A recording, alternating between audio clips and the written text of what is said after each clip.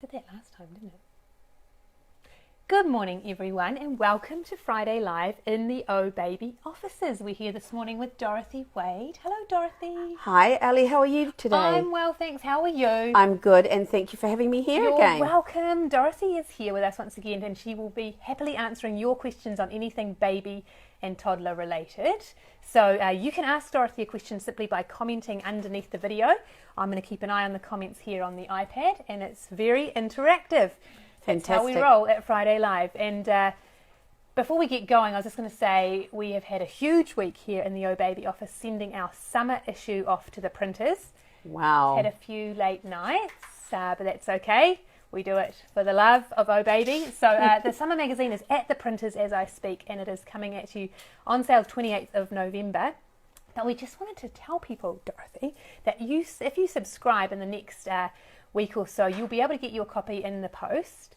And you should subscribe for your friends as a Christmas present, shouldn't they? Absolutely. It's a fantastic Christmas present. Yeah. But even better, it's a great stocking filler as well. Great stocking filler. What a good idea. And there's an article on Dorothy, by Dorothy in the next issue.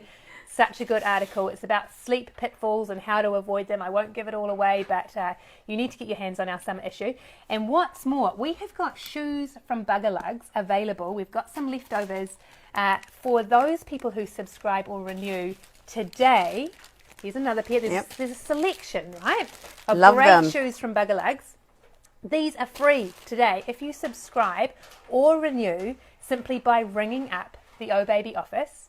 Say you've been watching Friday Live and you can renew for $25. It's a discount as well. Can you believe it, Dorothy? I know, it's fantastic. We're feeling very generous today. Such a great magazine as well. I love it. Yeah, so thanks, Dorothy. So kind. What you need to do is ring out the office. We'll give you the phone number in a little while because we want you to watch the video. We don't want you to be on the phone when you miss out on Dorothy's wisdom.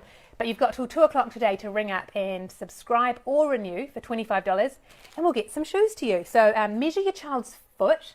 When they're next nearby with a tape measure, measure their foot, call up Marianne, and we've got some selection of sizes available. And if you're confused about how to measure your children's feet, how do you measure your child's foot? I actually put their foot onto a piece of paper. Yeah. I draw an outline around their foot, cut it out, and then measure it, or you can measure it. If you're going to go shopping without the kids, I cut it out. Otherwise, just keep it measure in your handbag. Keep a little it's foot awesome cut way. out in your handbag. What a good idea, Dorothy. You're so full of good ideas. I know. You're an ideas girl. We'll tell you more about that. We'll remind you again at the end of the video to subscribe today for $25. Get the summer issue, get some free shoes, get a subscription for a friend. Absolutely. Christmas presents, done. And don't forget you can multitask. Women are really good at multitasking. Absolutely. So they can listen to us and call at the same time. Yeah, that's pushing it. Yeah. But why not? Give it a go. But we'll give you the numbers and everything. It'll be all sorted. But let's talk to Dorothy about anything baby and sleep related. Send us your questions in the comments section. And Dorothy has brought with her my baby. Her baby. So show us your baby, Dorothy. I call my baby Sammy. Sammy, yeah. And Sammy's the best baby out because he does as he's told. And of course he's so good. He's so calm. He sleeps all the time. Yeah. And he sleeps very well. Yeah. Haven't heard a peep out of him, to be honest. So maybe while we're waiting for some questions, I'm going to swaddle Sammy. Yeah. And we're going to show you how I do settling in arms while we're waiting, shall I? Good. Okay, so Sammy's been up, he's 6 weeks old, he's been up for about an hour. Yeah. He's a pretty fast feeder, so he feeds in about 5 minutes and he's breastfed. So I fed him when he woke. Yeah. Then I burped and changed. And then I have refed him because he's such a fast feeder. I want to make sure when I put him down that he's actually got a full tummy. Got something in his tummy. I'm not feeding to sleep. Yeah. I'm doing FSS, which is feed, a step, which is swaddle or sleeping bag, and then sleep. So I'm going to pop Sammy down here. You won't see me because I'm not sure the camera gets down. I don't know if we can see the table. No, but I'm going to swaddle. So, which is quite good if you can't see me. Do you want me to hold him while you swaddle? No, I can. I could have done that, but I thought, well, I'll just get a really good swaddle. Yeah. So here's Sammy. And we're going to go and pop him in his bed because there are so many people out there, professionals and other people that will tell you that you can spoil a newborn. Yeah. Isn't that ridiculous? You simply can't spoil a newborn. And to prove that, the title of Dorothy's book. Yeah, look, good how's segue. That? Oh, look. And You've done that before. Yep, and to go with the book is my USB stick, which is a visualization of all the things that are in the book, like feeding, sleeping, so settling, burping, bathing. Yeah. So it's really A good. how-to guide of baby care, and that is available on your website. Yes. babyhelp.co.nz. Absolutely. And the book is available wherever good books are sold. Yeah, and also on my website at And on your $39.95. Yeah. So Sammy has been up for an hour, so we're going to go and pop him in bed, because to stop these people telling us I'm going to spoil my newborn, I'm actually going to show Sammy where he needs to sleep. Sure. So in he goes to his bed. In your bed, Sammy.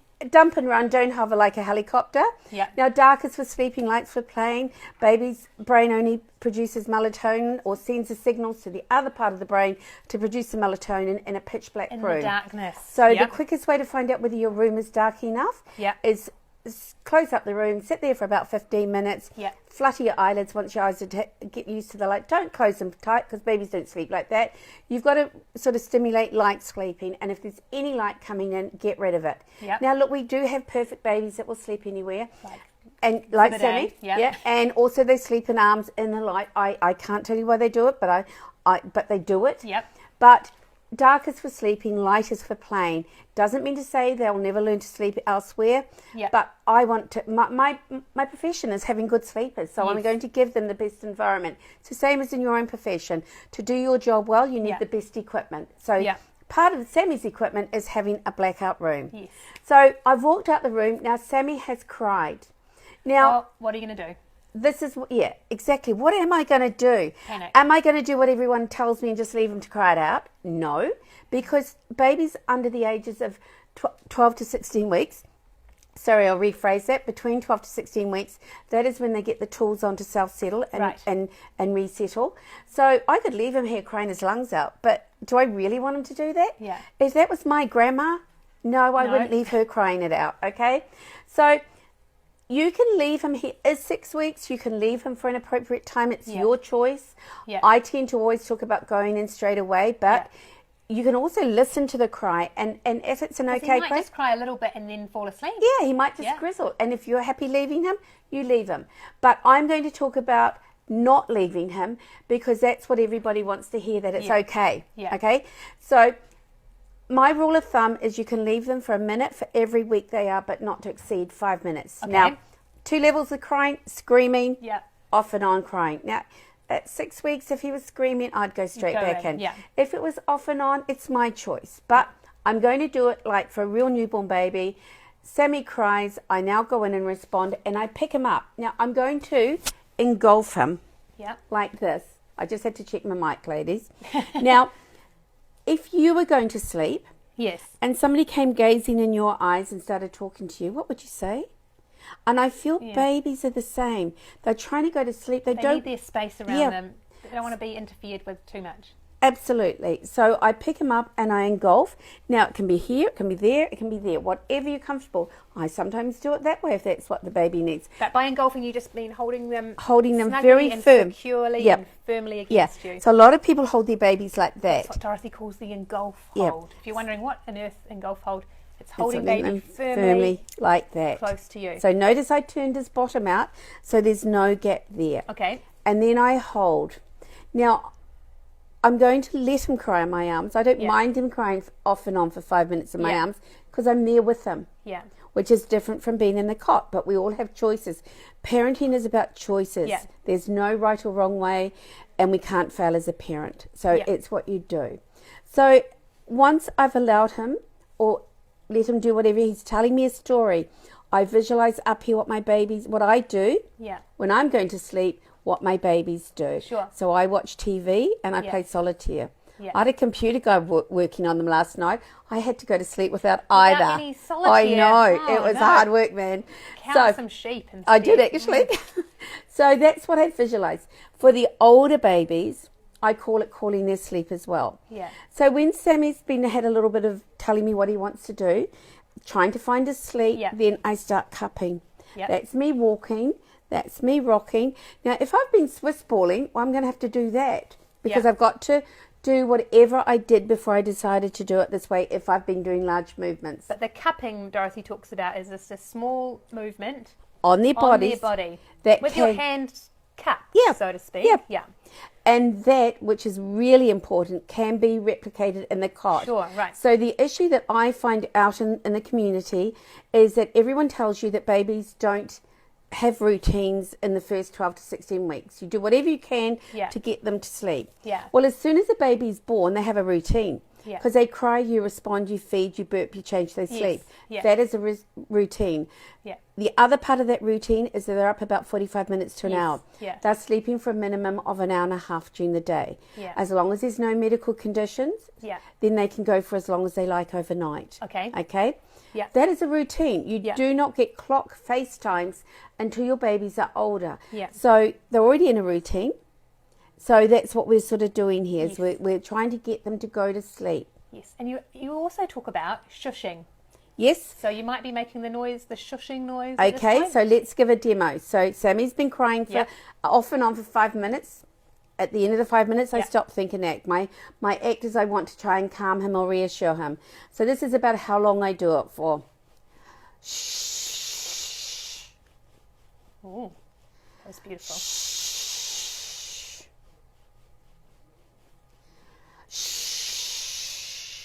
Sammy's still crying, so I stop. That's the length of time. Okay. That's my shushing. 3 shushes. Yeah, like nice long shushes like that.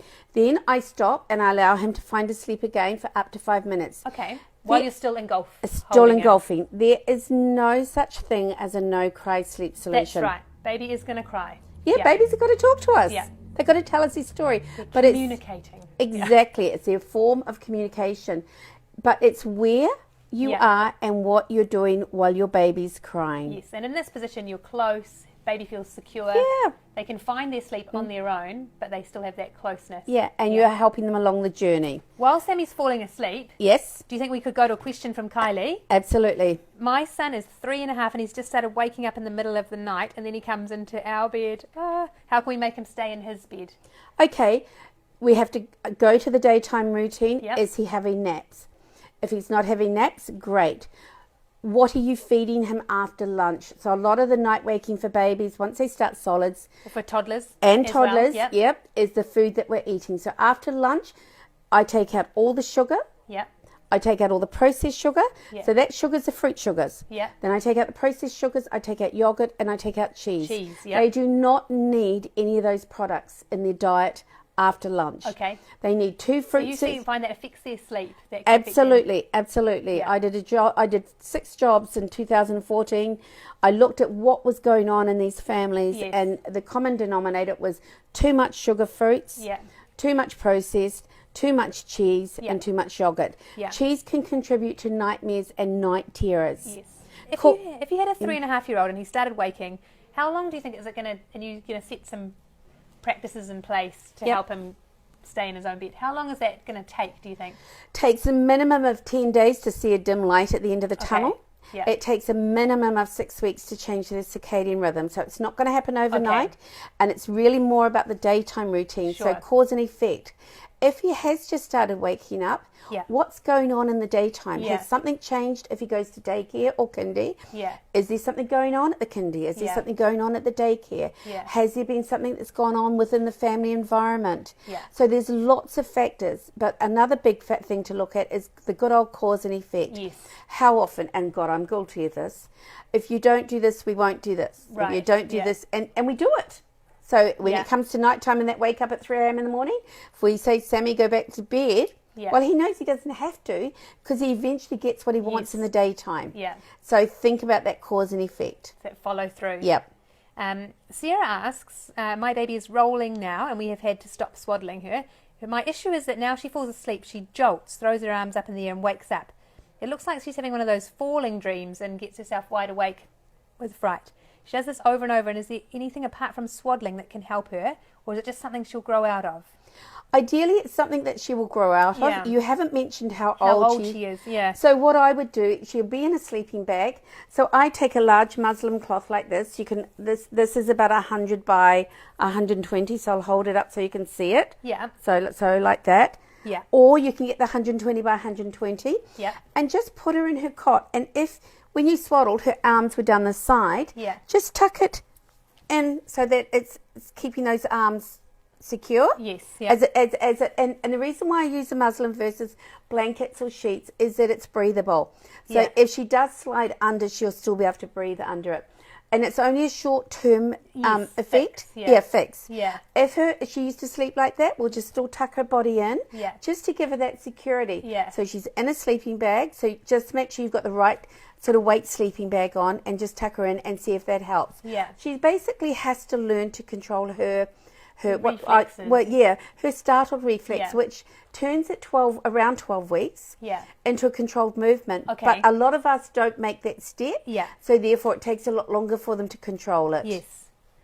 Hey, here's a question from Marianne. One of my twins, 9-month-old twins, has started to not want to go to nap during the day, not wanting to nap in the day. At night he goes down fine, but during the day all he wants to do is crawl and play, and he ends up just sitting in his cot crying. Okay. Oh, that's tricky. You've got one sleeping, one not sleeping. Yeah.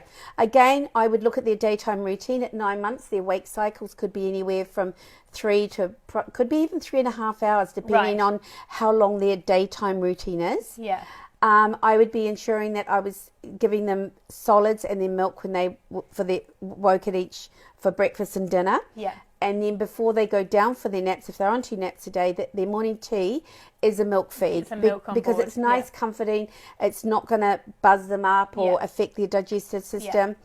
At 9 months, you've probably been advised to give them a load of rubbish like processed, crackers and cheese sticks. And I'm just looking at a chart that I see regularly in people's homes, and there's so much white processed stuff on it that it's ridiculous. So much fruit.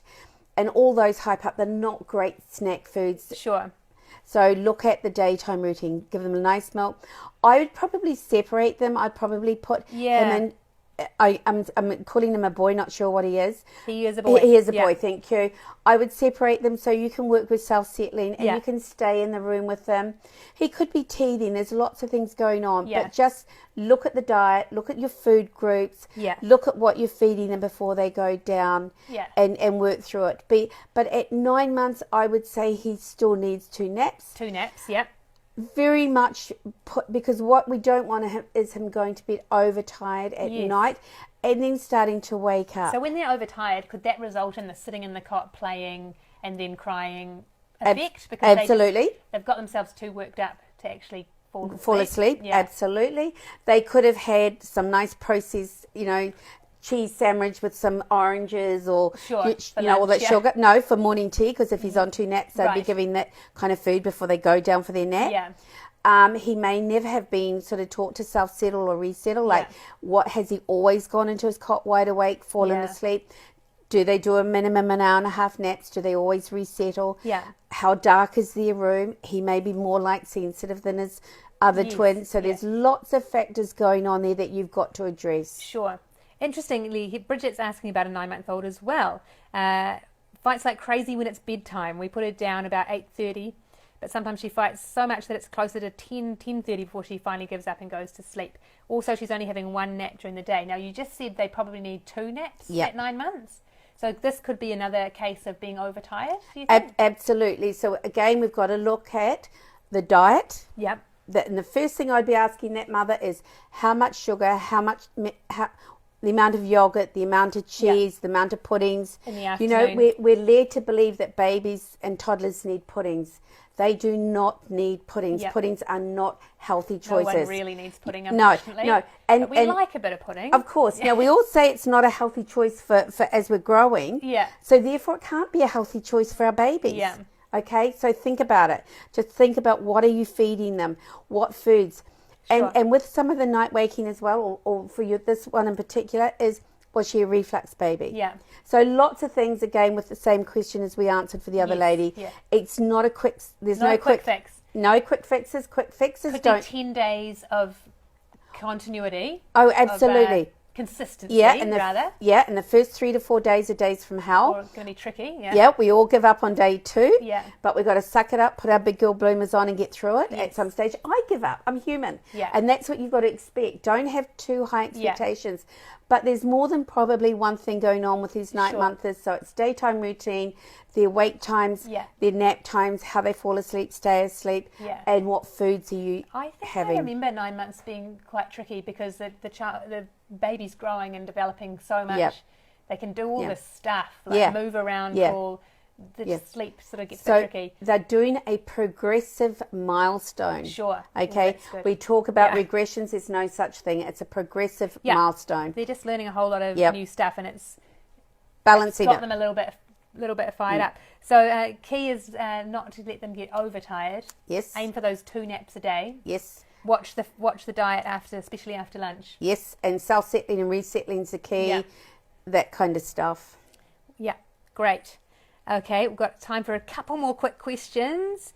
Liv has a 5-month-old baby who is teething and wakes hourly overnight. Should I feed her every time if she wants it? How do I get her to sleep more overnight? Okay, now this is a real controversial question. I'm a sleep consultant. There's 2 nutrients babies need. Food and sleep. Sleep is crucial. Sleep is when they go into their deep sleep. It's when they're healing. So you're not going to get that deep sleep if they're waking hourly. No. Right. So daytime, I use a lot of natural products. So I use the quintessent teething gel. Yeah. I will use Vibracol, which is an alternative to Pamol. I use what's called Trameal gel, which is equivalent to Nurofen. And when you look at the Trameal gel, you pick up the box, it says for inflammation of joints. You're right, this is a joint. Sure, you'll get a group of naturopaths who'll say okay to rub on gums. The others will say not. If you don't want to do it, you make your own decisions. Put it on the outside of their chins, cheeks, sorry, and then use a spray or drops that you can buy. Not as effective, but good. So during the day, if it's really bad, I might, and I mean really bad, I'll use, if it's just normal, I'll use just all my alternatives. If it's really bad, I'll use Pamol and say the Trameal gel, because the Trameal gel is an anti-inflammatory and the Pamol will take away the pain. At night, I use Nurofen because Nurofen deals with pain and inflammation. When they're lying flat for a long period of time, the inflammation builds. Sure. Now, all this stuff, I do have that teething chart that you with all those sorts of products on. That one I don't. I actually individually send out. But I do have lots of tutorials on introducing solids and vegetables, meal planners, and I also have toddlers suggested serving guides, meals, and a meal planner. They're all on my website. And just a plug for that quintessence OHbaby teeth ease gel that has been formulated by Natasha Berman, who's actually the naturopath expert for OHbaby. So you can go to her OHbaby site and see all about that. She's formulated that teething product out of 100% natural products, and every ingredient it's natural has a function. Yeah, we've just written about it in the next issue. Okay, well, I use it. I use it myself. So my suggestion is if you're is if whatever you put in the mouth, you should always try. So go get you something. So go get the teething powder. Try it. If it works, great, you keep it. But I'll tell you, I put that teething ease on my gum. Not on my gums. I get ulcers because of my medication. It works, man. Really? Good tip for ulcers. It does work. It's hard to get on because I have them on sort of my tongue, which is weird, but it's my medication, and I get it on, and my gosh, the relief is amazing. Good tip. So that's the OHbaby teeth ease gel. But generally, the baby's waking every hour. You're not going to feed it every hour? I'm not going to feed every... No, absolutely not, because we've got the... look, we could get into this whole thing about feeding, but you feed for hunger, not for comfort. Yes, okay. And if you're feeding that much overnight, then what's she doing during the day? Pass me Sammy. We could just do a little cuddle comfort maybe at one of those feeds. Let me have a go at the engulfing. Yep, perfect. Now, if you're breastfeeding, you might want to get your baby up there a bit further. Don't want to tease him. All right. Now, cup. I'm going to do some cupping. Yep. So I'm going to hopefully resettle him or her. And shush. At one of those... look at me. Trying to multitask. Yes. One of those wakes without feeding. Yeah. Well, all of those. They're teething, they're going to be comforted by this. Yep. I would be looking at your daytime routine. At 5 months should be ideally up 2.5 hours. She's gone back to sleep. On milk and solids at that stage. Look, there's a great big controversial thing about solids. I believe that solids are somewhere between 4 to 6 months. Every baby's an individual. It's the weight of the baby as well as the age of the baby. But if I'm feeding a breastfeeding baby every 2 hours overnight, either for comfort or for hunger, then I need to look at it, because they're not going to have good gastric emptying. So you need to look at daytime. I'd be feeding twice. If you're not on solids, don't want to start solids. She wakes up, you feed within half an hour of her waking. She's up for around 2.5 hours. Feed before she goes down. Do feed, step, which is a sleeping bag swaddle, and then sleep. Yeah. So get those extra feeds in during the daytime. You as a mummy need to look at yourself. Yeah. Are you taking a multivitamin? Are you taking omega-3s? Yeah. If she's got a bit of tummy issues going on, because she must do, she's feeding every 2 hours, because it's not, or even hourly, take She could have a sore probiotics. tummy, yeah. Yep. Also, look at getting some good protein shakes into you. Yeah. Again, Quintessence has these Health Lab, they're like bliss balls. They are amazing. Yeah. I've tried a lot, and I'm having those at the moment. They're great, and they'd be good for you. But lots of good food, protein shakes, protein snacks, 1 square meals. Yeah. Protein snacks like cold chicken. Get look lots more after food mum. in you. Look after yourself. Make some soup for lunch. Okay, we don't have time for making. Go buy some soup, like chicken noodle soup, nice healthy bread. Well fed. Yeah, get your food intake up, because what comes in goes out as well. Yeah, and we'll put some links up in the comment section, including the OHbaby link, in case you want to check out their products. One more quick question before we have run out of time. Again, we always do. But from Amy, she says, my 14-month-old sleeps through, but has been waking earlier and earlier in the morning. I feel your pain, Amy. This happened to me. She still sleeps, has 2 sleeps a day of 1.5 hours each. Is it too much? I see 5:45 a.m. as too early to wake. Am I right? For me, absolutely. Yeah. But for other people, no. But at 14 months, she could be ready to get down to 1 nap. Okay. So I would be looking at which is her stronger nap of the day, the morning or the afternoon. Yeah. Then what I might do with one of the naps is replace it with a Band-Aid. And then if it's the afternoon nap, I might... Metaphorical Band-Aid, not an actual Band-Aid. Oh, yeah, Band-Aid nap. Like a little nap. Yeah, less than 30 minutes. Okay. Sorry, everybody. I'm trying to work this out. So it's a really hard one, because if her morning nap's a stronger one, I start pushing it out by 15 minutes, hold for 10 days, then push out another. That means that she doesn't need the 1.5 hours in the afternoon. So then I change that to a Band-Aid nap, which can be as short as 10 minutes. Power nap. Yep. Or no longer than 30 minutes. It's a nana nap, power nap. Yeah. And when we have a quick power nap or nana nap, Yeah. we're refreshed. If it's too long, we're grumpy. Yes. And babies So are the true. same. Okay. So if the morning naps are stronger, I push it out till it's after lunch every 10 days. Not from there to there. Yeah. If the afternoon one is the stronger, I reverse it. Yeah. I do a power nap in the morning. Yeah. Or Band-Aid, as I call them.